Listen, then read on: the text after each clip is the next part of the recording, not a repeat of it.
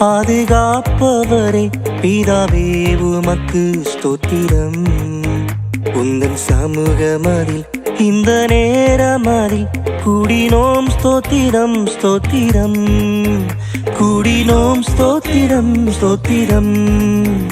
எங்கள் இதயங்களில் உந்தன் வசனம் தாரும், பாதைக்கு வெளிச்சம் வசனம், பாதைக்கு வெளிச்சம் வசனம். இயேசு கிறிஸ்துவ இணைய திருப்பெயரினாலே உங்களை மிகுந்த அன்போடு வாழ்த்துகிறேன். இயேசு கிறிஸ்துவே முதன்மையானவர், முழுமையானவர் என்கிற மையப்பொருளிலே கொலோசை நிருபத்தின் திருமறை பகுதிகளை நாம் சிந்தித்து வருகிறோம். அன்புக்குரியவர்களே, இதன் மூலமாய் நீங்கள் பயனடைந்திருப்பீர்கள் என்று நிச்சயமாய் நம்புகிறேன். இந்த திருமறை பகுதியின் மூலமாய் நீங்கள் கற்றுக்கொண்டவைகளை நீங்கள் எங்களோடு கூட பகிர்ந்து கொள்ளுங்கள்.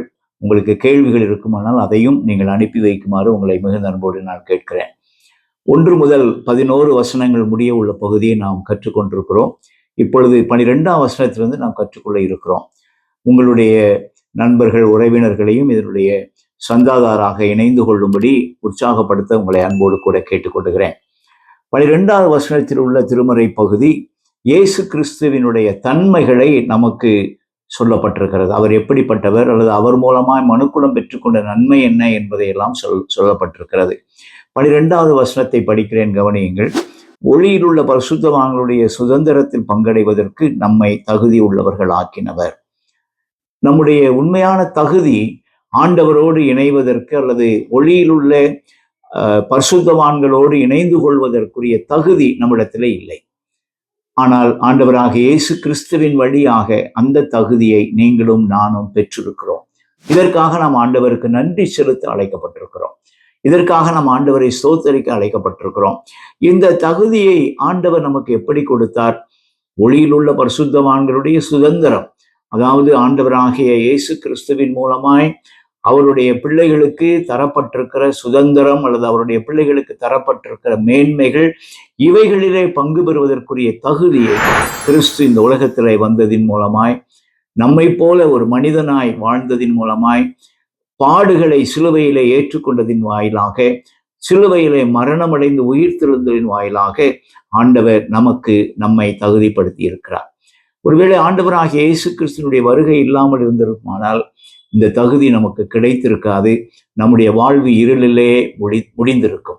அன்புக்குரியவர்களே, நான் என்றென்றைக்கும் நன்றியறிதலோடு வாழ அழைக்கப்பட்டிருக்கிறோம். ஆண்டவர் நமக்கு இப்படிப்பட்ட தகுதியை ஏற்படுத்தி இருக்கிறார். இந்த தகுதியை பெற்றுக்கொண்டிருக்கிற நாம் அவரை ஸ்தோத்தரிக்க நன்றி செலுத்த கடமைப்பட்டிருக்கிறோம். எனவேதான் 13ஆம் வசனத்திலே பவுலடியார் சொல்லுகிறார், இருளின் அந்தகாரத்தினின்று நம்மை விடுதலையாக்கி தமது அன்பின் குமாரனுடைய ராஜ்யத்துக்கு உட்படுத்தினவருமாயிருக்கிற பிதாவை ஸ்தோத்தரிக்கிறோம்.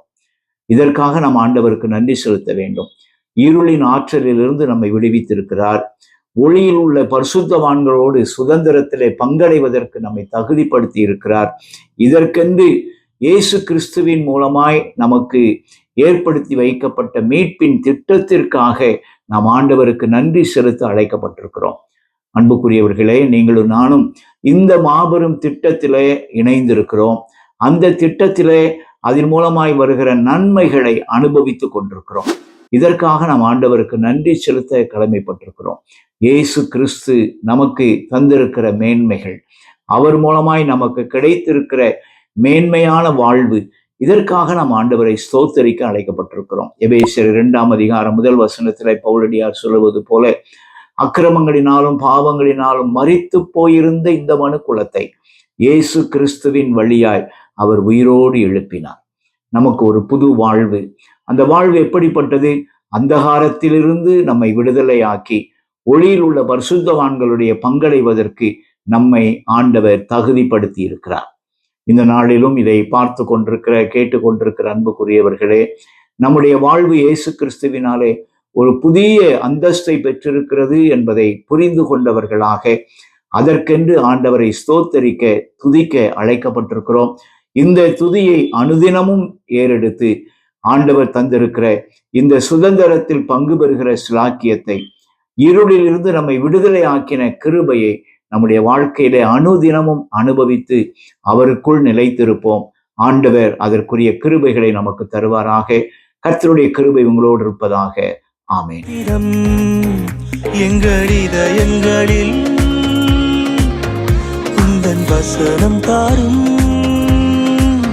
பாதைக்கு வெளிச்சம் வசனம், பாதைக்கு வெளிச்சம் வசனம்.